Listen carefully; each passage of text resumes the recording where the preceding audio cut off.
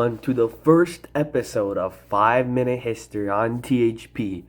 We are a gaming channel, but we're going to change it up. Today, we're going to be talking about something very important in history. It's a pretty underrated thing, the Great White Fleet.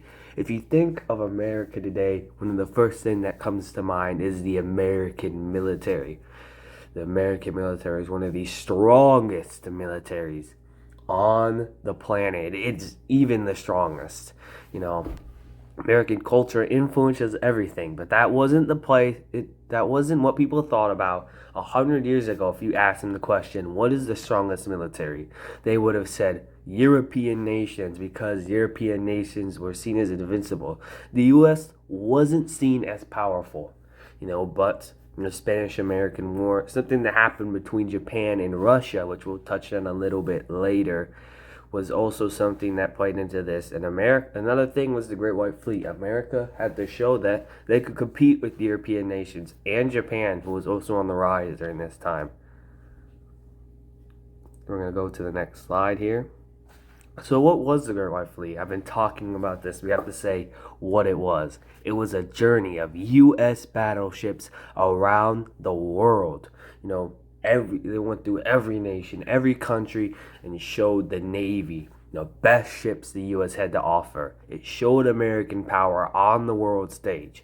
It was put into order by a man named Theodore Roosevelt.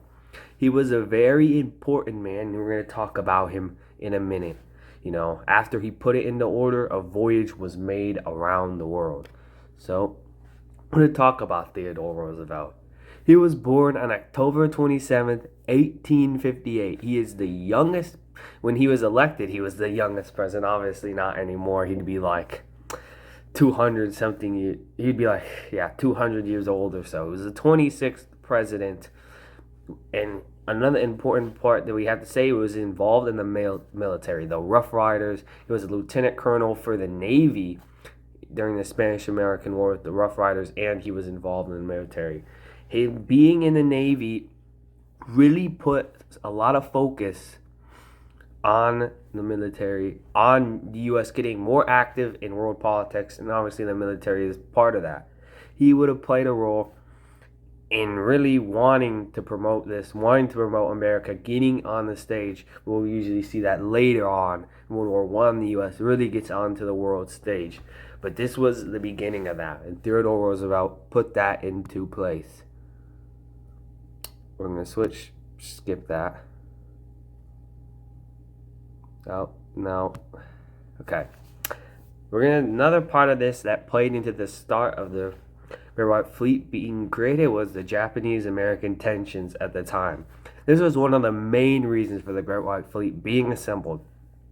At the time, Japanese and America weren't in great relations because of what had happened in the Japanese-Russian War. The U.S., Theodore Roosevelt, he got involved, and he kind of put a stop to it.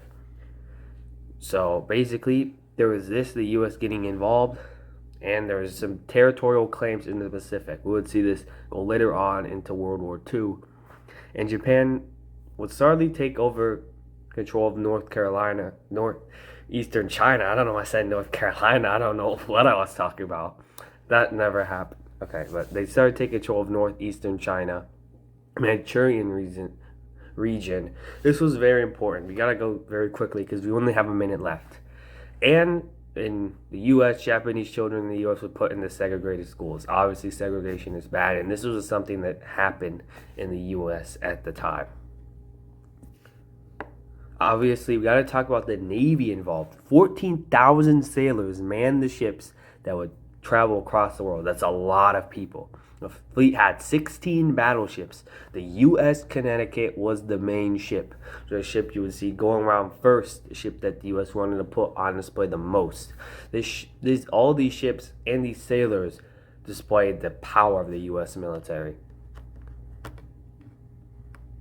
So we got to talk that the U.S. fleet traveled 50,000 miles. This is not nautical miles. This is normal miles.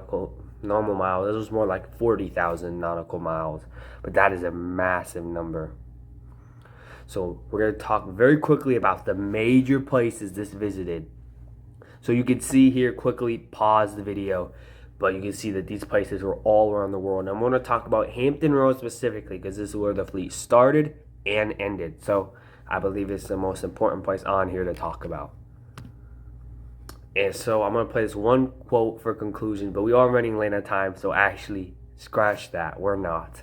It was a bit quick of an episode, bit free random. In the future, maybe we'll get some longer stuff going on.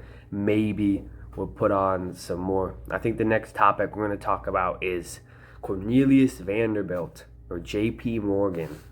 Bit of a different thing we're going to be talking about, but similar time period. I think it's another important thing to talk about, so hopefully you enjoy